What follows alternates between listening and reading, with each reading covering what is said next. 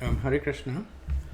So we will resume our discussion on the second chapter of the Bhagavad-gita from verse 47. Karmanyevadikaraste ma phaleshu kadachana ma karma phalaheturbhu ma te sangostva karmani. You have a right to perform a prescribed duty, but you are not entitled to the fruits of the action. Never consider yourself the cause of the results of your activities, and never be attached to not doing your duty. So, a lot of you will probably recognize this verse. It's a famous verse that is widely quoted and probably more often misquoted.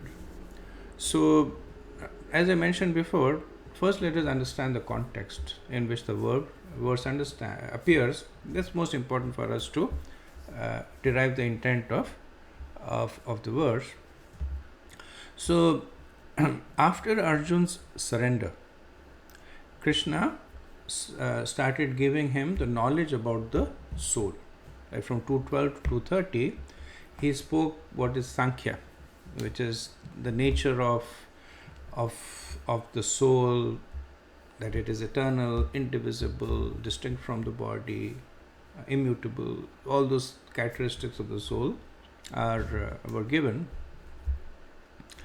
Following that, Krishna began to speak to Arjun on the platform of prescribed duties, sakam karma, saying that you are complaining that you will be unhappy, but actually by performing your prescribed duties, the Vedas assure you with happiness. You're complaining about sinful reactions, but actually not doing your prescribed duties will give you sinful reactions. So Krishna does the classic carrot and stick approach, that by doing your prescribed activities you will enjoy. If you win, you enjoy a kingdom on earth. If you die, then you will get elevated to the heavenly planets. That's the carrot. And if you don't do your prescribed duty, it's considered to be a sin. So you will be condemned afterlife, and even in this life, your peers, your superiors, they will make fun of you. They'll think you're a coward. Right? That's the stick. So in this way, Krishna is motivating Arjun to perform activities from a fruitive mentality. That let me try and enjoy the results of those activities. After that, Krishna does another switch. Right? He starts talking about bhakti. So from one end of the spectrum he goes to the other end of the spectrum. Right? Sakam karma is considered to be the lowest platform of one's adherence to the Vedas. Now, in itself, it's a high platform because the person is adhering to the Vedas, understanding your duties and following it. But within the Vedas, it's the lowest platform. Because people who follow Sakam Karma, as the name implies, are full of desires. Even though they're enjoying piously, but nevertheless, they're full of desires. And from there, Krishna goes to the other end of the spectrum, which is bhakti. Like with Neha Bikamanashasti, Pratvayana Vidyate, he starts glorifying the symptoms of bhakti. That it frees you from all kinds of sin. Vivasatmika buddhi, rekhe kurunandana. That such people have a single-minded attention to the Lord. And then he also starts criticizing what he has glorified in the past, which is sakam karma. Right? Speaking verses like Yamimam pushpitam vacham prabhadyante paschita. That this Vedavadrata, that these people who are following the sakam part of karma, of the Vedas, called karma kanda, they are not very intelligent, they are actually foolish. And so he starts criticizing. So then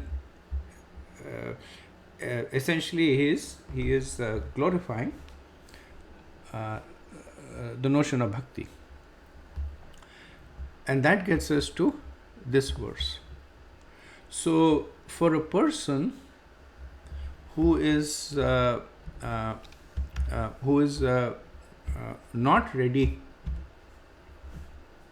to take to bhakti, who's not ready to surrender to Krishna, who is not in a position to be vivasatmika buddhir, that say that okay, my only aim is to surrender to Krishna, but nevertheless wants to make progress, does not want to stay anchored at the platform of simply executing fruitive activities and being trapped in this circle of birth and death in the material world.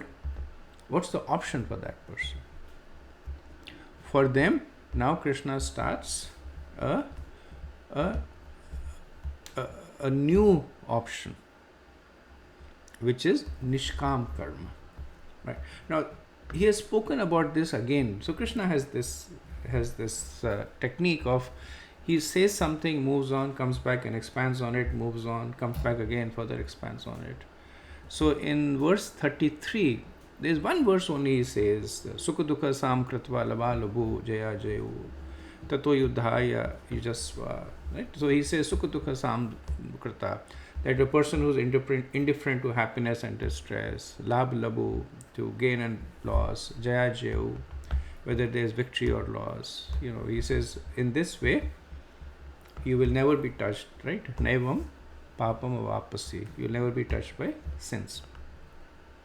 So this is an introduction into nishkam karma, that one who acts with this kind of equanimity is never contaminated by sins. Right? But right after this verse, Krishna then went into the path of speaking about bhakti. Now Krishna is reviving that verse over here, and he will speak more explicitly about nishkam karma, right? And the reason, as I mentioned, Krishna does that is because not everyone is qualified to take to bhakti. Bhakti is relationship, right? It's kind of like telling a person that, or telling a girl that you go and fall in love with that boy. Right? So it's not going to happen. It's a state of heart. She may or she may not, but you can't mandate it. But nevertheless, you can tell the girl to follow a certain process in the relationship with that man. That these are the do's, these are the don'ts, and then follow that. That she can do. Right? So similarly, Krishna acknowledges the fact that a very few jivas will be ready to take to even follow the path of bhakti. But at the same time, he doesn't want to leave them in this stage of the endless cycle of fruitive activities. So with this in consideration, Krishna now speaks about nishkam karma, right? So if we consider the 233 to be a definition of nishkam karma, right, where Krishna talked about the symptoms of one who is performing nishkam karma, sukha dukha samadritva, person is equal to both happiness, distress, etc. We now can consider that he is explaining the how to part of it, how to perform nishkam karma. So in 6 verses, from 247 to 252, Krishna is going to talk about the how to aspect. Right? So what does the verse say? Karmanya vadikaraste. Right? So you have a right to do your duty. And following that, so the verse essentially talks about the 3 kinds of attachments that one develops in performing your activity. So the first attachment is to the fruits of the activity. That I am doing this so that I can enjoy the result. I am building a house so that I can live comfortably in it. I am earning money so that I can enjoy spending that money, right? So this is the attachment to the fruits. The second is the attachment to the activity, that I am the doer, that I am the one who built the house, I am the one who is actually earning the money, nobody else but me. That I have the potency, I have the capability, right? So that notion that I am the doer. And the third is attachment to not doing the activity, which is false renunciation. Right? That's what Arjuna is displaying right now. That for various reasons, I will not do this activity. Maybe it's too troublesome, maybe it is contradicting some principles that I have created in my imagination, maybe I'm lazy. So there is an attachment to not doing your duty. So Krishna is asking Arjuna and us to recognize these attachments and transcend them. So he is saying karmanyavadikaraste. You are qualified to do your work. Adhikar means you have the right to do your work. But try to avoid these three kinds of attachments. Now, don't consider yourself to be the enjoyer. And then Arjuna might say that if I do an activity, the results will come. If I don't enjoy, then who will enjoy? If I cook some food, then does it mean that I throw the food away? Is that the understanding, that I'm not the enjoyer? And the understanding is no. When the point is made that you're not the enjoyer, it's talking about the enjoying mentality. That one does activities exclusively for the enjoying mentality, which establishes the person in the duality. That if the outcome is favorable, they are happy. If the outcome is unfavorable, they are unhappy. Right? So this enjoying mentality, or the attachment to the fruits of the activity, automatically places the person in the duality of happiness and distress, victory and defeat, etc. So if a person does the duty with the understanding that it is my duty, period. Now does not mean that the person does a half job, saying that, well, in any case I'm not attached to the fruits, so let me give my minimal effort to it, right? So that is violating the karmanya eva adhikaraste, right? That you have the adhikar to do your duty. It's your duty, you have the right to do it, which also means that you are supposed to do it. Now, having established that you're supposed to do it, means that you give it your 100%. But be equipoised in terms of the results. Whatever comes, if it is meant to be a positive aspect, then accept it. Negative aspect, expect it. Right? Arjuna was fighting the war, and sometimes he was killing his enemies, and sometimes his enemies was killing his loved ones. Right? At the end of the war, it was almost everybody from both the sides were killed. Very few people, just like less than people than you can count on your two hands. Like less than 10 people survived. So from both the sides, right? So the understanding is almost everybody died. But it's not that Arjuna was getting bewildered by his victories and defeats. He remains steady in doing his battle. The second understanding of I am the doer is something that will be expanded later on, is the notion of the doership, that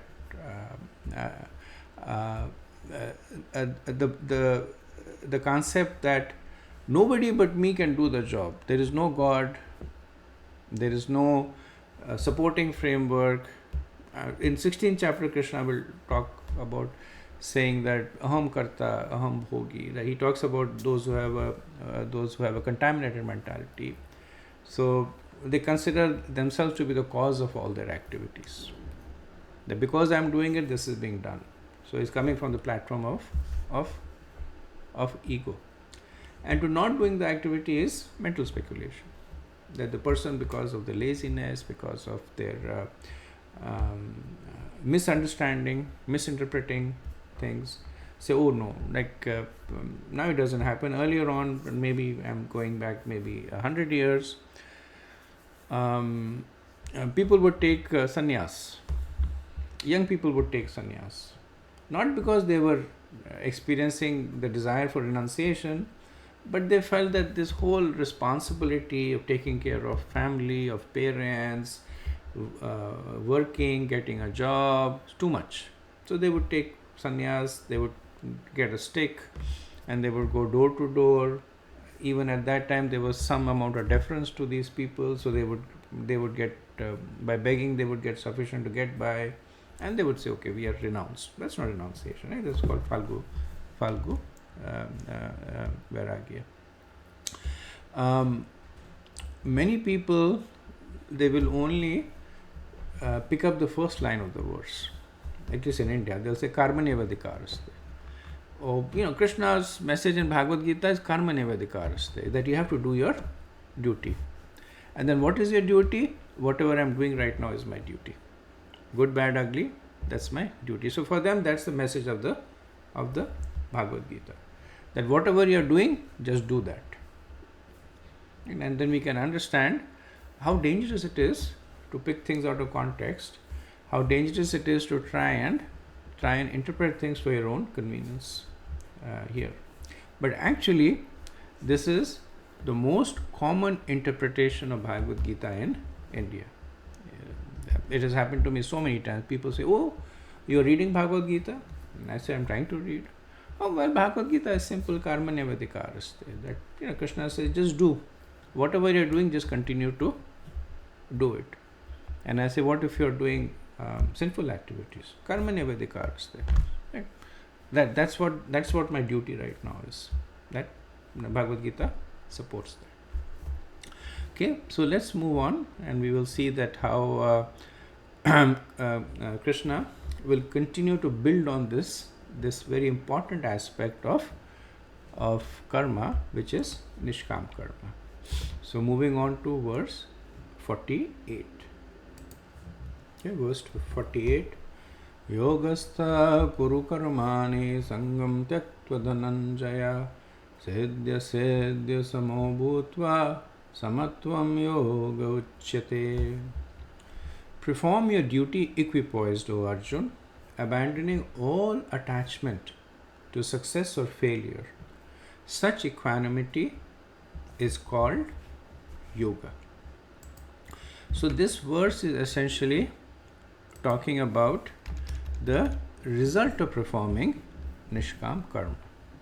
So the first part of the verse, abandoning all attachment to success and failure, is essentially a summation of the previous verse, karmaneva adhikaraste, right? So what Krishna is saying, that when you perform nishkam karma, it will result into yoga, right? Yogastu kuru karmani sangam tattva dhananjaya siddhya samo bhutva samatvam yoga uchyate, right? So Krishna uses yoga 2 times in this verse with slightly different meanings.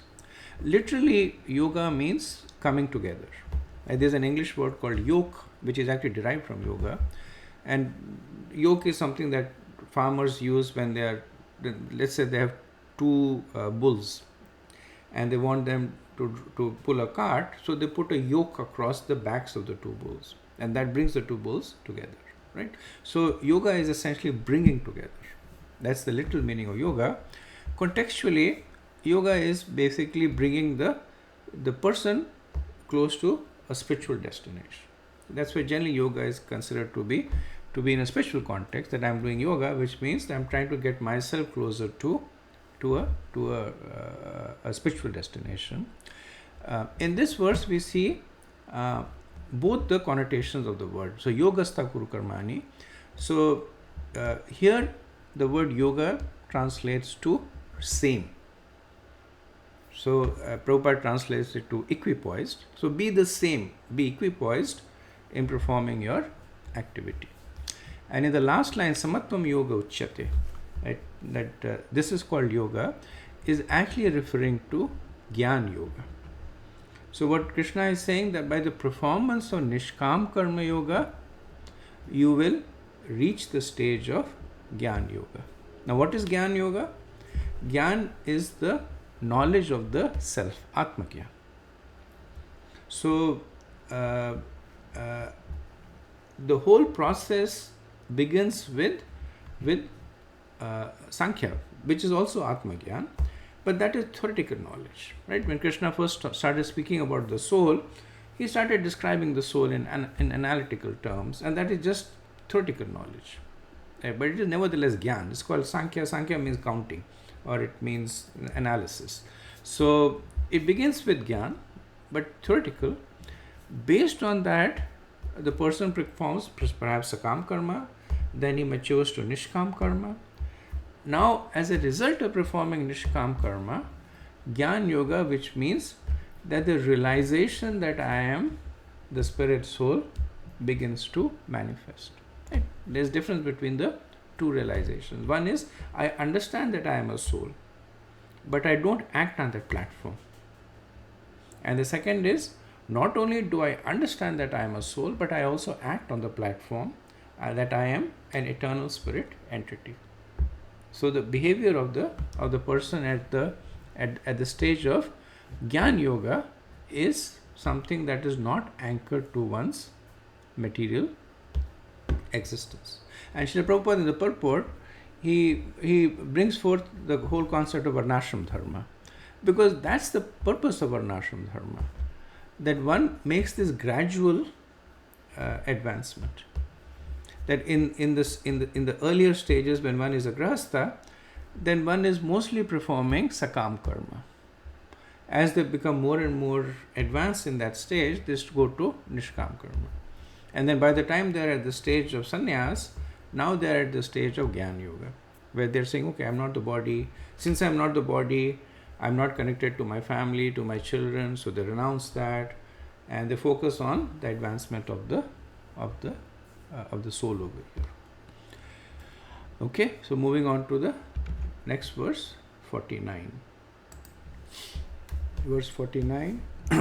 Durena hayavarm karma bodhi yoga dhananjaya budhau sharanam manavichha kripana phala hetavaha. O Dhananjaya, keep all abominable activities far distant by devotional service, and in that consciousness surrender unto the Lord. Those who want to enjoy the fruits of their work are misers. So Krishna in this verse, he talks about three kinds of activities. So he talks about avaram karma, right? He says that avaram karma basically are activities that are not prescribed in the Vedas, abominable activities, sinful activities, right? So he says durena, keep them at a distance. Then he talks about phalahetava. So phalahetava are activities that are done in the mood of enjoyment. So they are prescribed in the Vedas, but for the sake of enjoyment. So these are essentially Sakam Karma Yoga, right? And then he says Buddhi Yoga, right? So Buddhi Yoga, as we said, it's a placeholder. Buddhi Yoga can refer to Nishkam Karma, or it can refer to Bhakti. So essentially what Krishna is saying is, by the execution of Buddhi Yoga, transcend these two inferior platforms, which is performing of sinful activities and performing activities in the mood of enjoyment, right? So he criticizes those who are phalhetava, who are Sakam Karma, as Kripana. So Kripana means misers. So nature of misers is that they may have a lot of money, but they will not spend it. So those who are doing Sakam Karma, they're doing a lot of activities, but because of their enjoying mentality, they are actually not able to get the real benefit of their activities, which is purification and ultimately escaping the cycle of birth and death. So that's why, for a smaller purpose, which is enjoying the results of that activity, they are sacrificing the higher purpose, which is purification and liberation. So he calls them kripana and durena hayava karma. So hayava karma, those who are sinful, that he says keep at a long distance. You don't even go close to that. Right? And this is the glorification of the potency of Buddhi Yoga. And Prabhupada connects Buddhi Yoga with Bhakti. That by the performance of devotional service, one will automatically become detached, because the nature of devotional service is that you're performing it for the pleasure of Krishna. So the fruits of that activity are in any way not available to you to enjoy. And bhakti by nature is done to please Krishna. So there is no question of haivaram karma, there is no question of sinful activities, because you are doing it to please Krishna, and what pleases Krishna is given in the Vedas. So you are basically automatically subscribing to the Vedic injunction. So in this verse, Arjuna is addressed as Dhananjaya, right?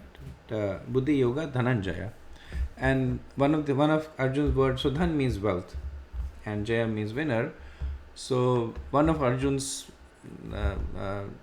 activities, famous activities, is that when Yudhishthira was going to do the Rajasuya Yagya, he required a lot of wealth, and at that time Arjuna took his army and he traveled all over the kingdom and approached different kingdoms and different kings and asked them to contribute for the yagya.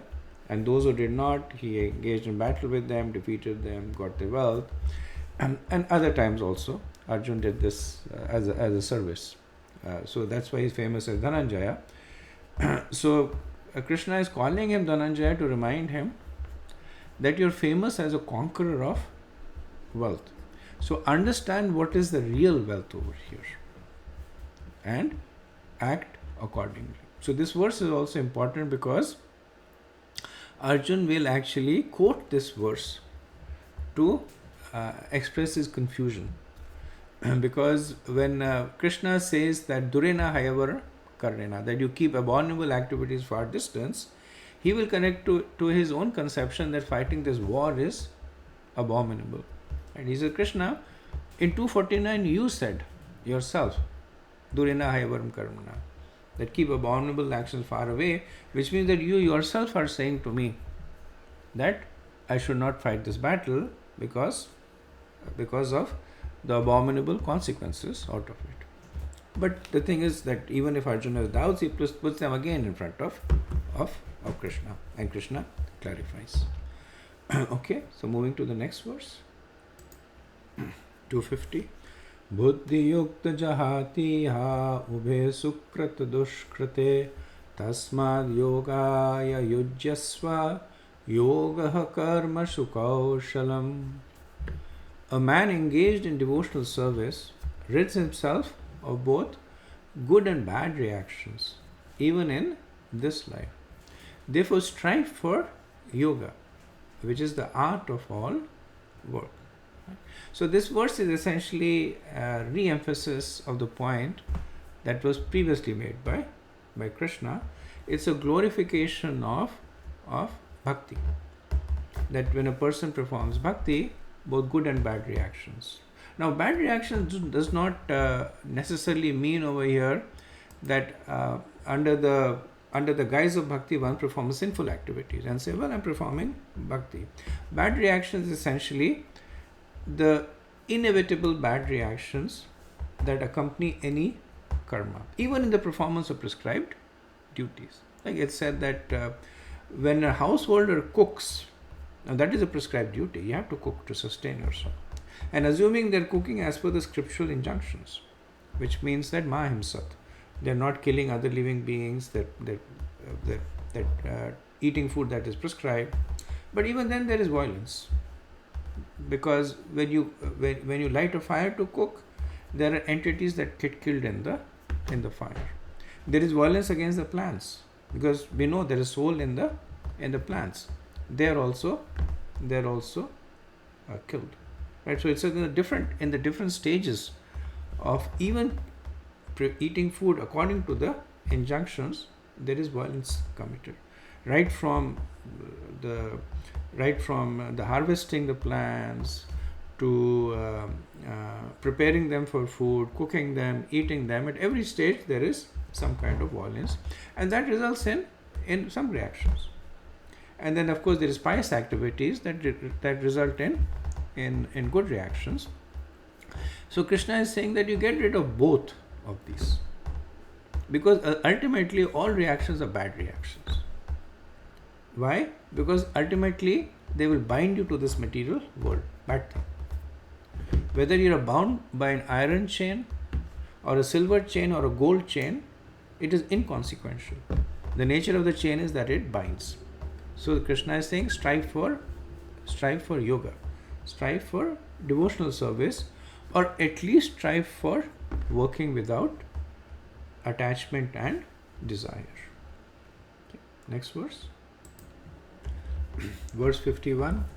Karmajam buddhi yukta hi phalam taktva manishanaha janma bandha vinirmukta padam gachanti anamayam. By thus engaging in devotional service to the Lord, great sages or devotees free themselves from the results of work in the material world. In this way, they become free from the cycle of birth and death and attain the state beyond all miseries by going back to Godhead. So Krishna continues to glorify the performance of devotional service, bhakti, or at least nishkam karma, acting without material desires, or acting with equanimity. So the proof of the pudding is in the eating. Like Krishna is so far talking philosophy, and Arjun may ask Krishna, has this ever worked? Like, you're giving me the secret sauce, how do I know that it will work? Krishna says, yes, it has worked. Great sages in the past have freed themselves, and in doing so they have transcended the cycle of birth and death.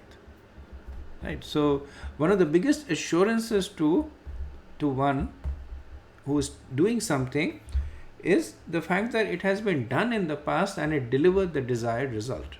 That's what Krishna is assuring. So what is the result that Krishna is promising?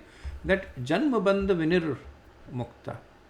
So Krishna is introducing the term of mukti over here. Like vinir mukta is mukti in a experiential way, that they experienced mukti. And again, mukti is one of those things that, depending on the context, can mean different things. So literally mukti means to become free. Now, depending on the context, it can mean different things. Free from what? So one can become free from the sufferings of one's past sinful activities. So that is known as mukti. Like if a person is suffering and he's saying, please give me mukti, he's looking for becoming free from that suffering. Or a person who has higher aspirations may say that give me mukti from this earthly existence, which means that I would like to go to the heavenly planets. Right? That is another kind of mukti. Still in the material world, but saying that I want to enjoy a more opulent life, more powerful. Like send me to the heavenly planets. That's another kind of mukti.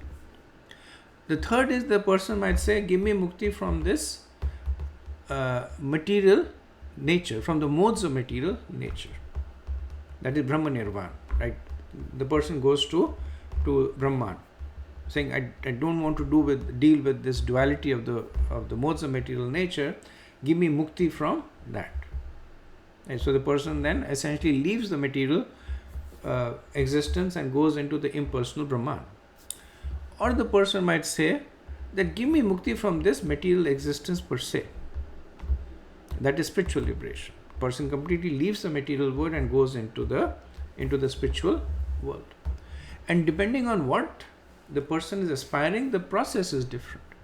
If a person is looking for suffering from sinful activities, he will follow karma kand, doing the prescribed activities. If the person is looking for ascension to the heavenly planets, same, he will follow karma kand. If the person is looking for Brahma Nirvan, to go to the impersonal Brahman, he will do Gyan Kand.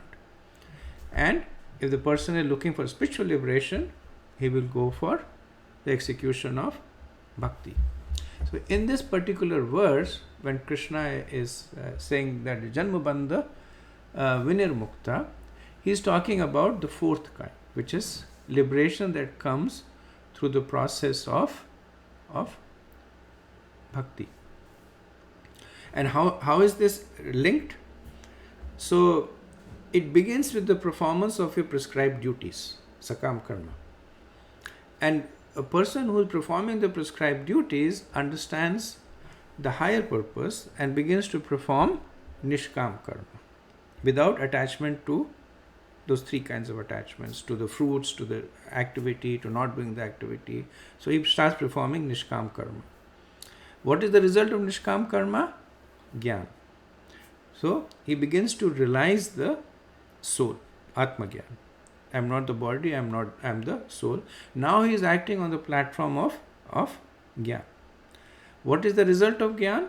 Is knowledge of, so from the knowledge of the soul, the person now is elevated to the knowledge of the super soul. So from the knowledge of the self, the person is now elevated to the knowledge of the super self, to the knowledge of the Lord. Right? And then once the person understands the position of Krishna, Prabhupada would say, once you know how great is Krishna is, then you'll automatically surrender unto him. Right? So that's the next stage. Once you get the knowledge of the Lord, then there is the surrender unto the Lord. Then as a result of the surrender, one attains this liberation. One attains this stage of being Vinirmukta. And the result of the Vinirmukta is one escapes the cycle of the material world and reverts back to their position in the spiritual world. Right? Prabhupada makes this point that once after one has understood the position to serve, he at once becomes eligible for Vaikuntha Loka. Vaikuntha Loka is another name for the spiritual world. Service for the cause of the Lord is called Karma Yoga or Buddhi Yoga, or in plain words, Bhakti. Right? So Krishna is now continuing to encourage Arjuna about the highly desirable results that manifest through the performance of work in the mood of detachment. Okay, moving on to the next verse. Okay, verse 52. Yada te moha kalila ma buddhi vyati tareshyati tada gantasi nirvedam shrotavyasya shrutasya vacha. When your intelligence has passed out of the dense forest of delusion, you shall become indifferent to all that has been heard and all that is to be heard. So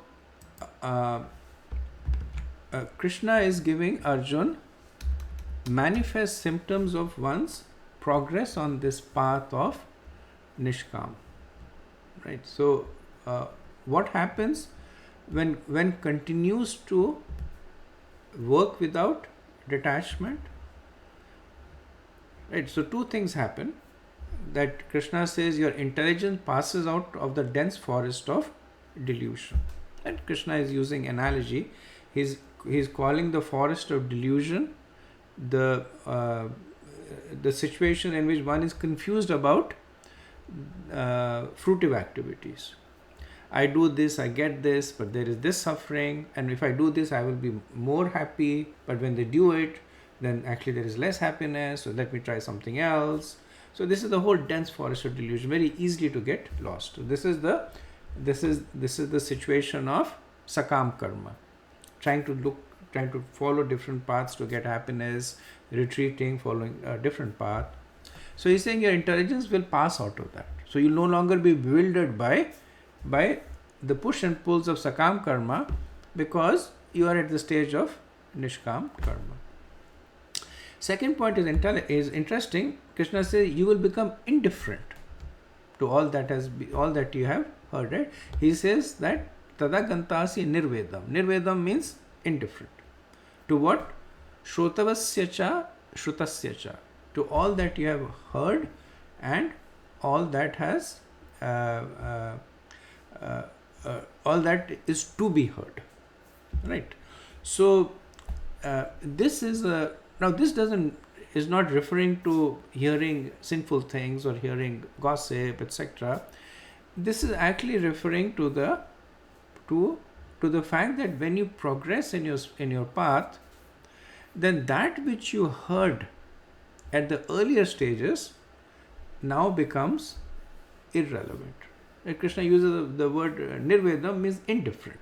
So indifferent does not mean that you reject it, but indifferent means that you are not attracted towards it. So when a person is initially practicing sakam karma, then the Vedas are full of instructions. Do this and you enjoy this. Do that and you enjoy that. So that is the Shrotavasya and Shrutasya. So Shrutasya is in the past, and the Shrotavasya is in the present. So first, all that you heard in the past, that in order to enjoy these material activities need to be done, you become indifferent. And again, indifference doesn't mean you reject it. So the person may still do his prescribed duty, but with detachment. Right? It doesn't say that now I'm advanced, I don't need to do any work. He does not reject it, but is indifferent to it. That all that promise that was given, that if you do this and this, you will attain this kind of happiness or elevation to heavenly planets, doesn't care about that. Shrutavasya, that all that is to be heard. This refers to the conviction that the person will develop. The process is one that actually dispels the doubts in the person. So when a person is following this process and somebody comes and says, hey, look, there is this aspect in the Vedas that you can follow, and by the way, there is something else that you can do also, he becomes indifferent to that also. Because there is conviction. And how does conviction appear? When you do something, the conviction appears when it is experiential. Like somebody says that you get up in the morning and you drink one full glass of warm water. And what is the result of it? That you will be more alert during the day. So, it is still in the area of Shrutasya. But when you start drinking that water and experiencing that, yes, I feel more alert, now it is validated there, right? So that conviction is there. Now somebody comes to you and says, actually there is no point in drinking hot water, drink cold water in the morning. It's not going to, because you're already experiencing the positive results of whatever that has been told. So by the practice of this Nishkam Karma, Krishna is assuring Arjun that this will be something that you will experience yourself, and the experience will be so strong that you will become indifferent to anything else that you will be told. And what is it that Krishna is saying again? Buddhir vati tarishyati. Right? That your intelligence gets it gets protected from what you have heard, and it gets protected from what you will hear. So Arjun might say, when will this happen? So Krishna says, yada te moha kalilam. So yada means when. which is essentially Krishna saying, whenever you are ready.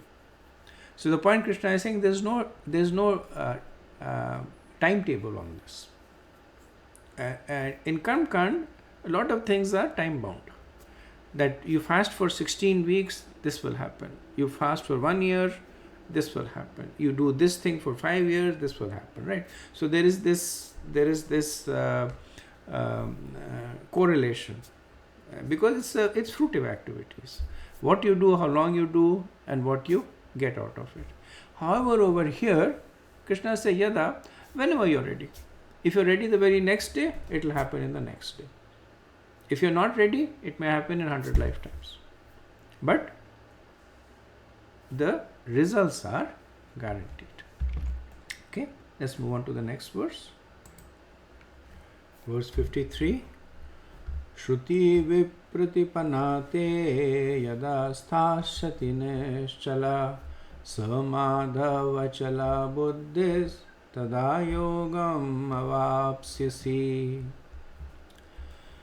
When your mind is no longer disturbed by the flowery language of the Vedas, and when it remains fixed in the trance of self-realization, then you will have attained the divine consciousness. So this verse is very synonymous to the previous verse, the same point, but an increased intensity, right? So previous verse Krishna says that when you are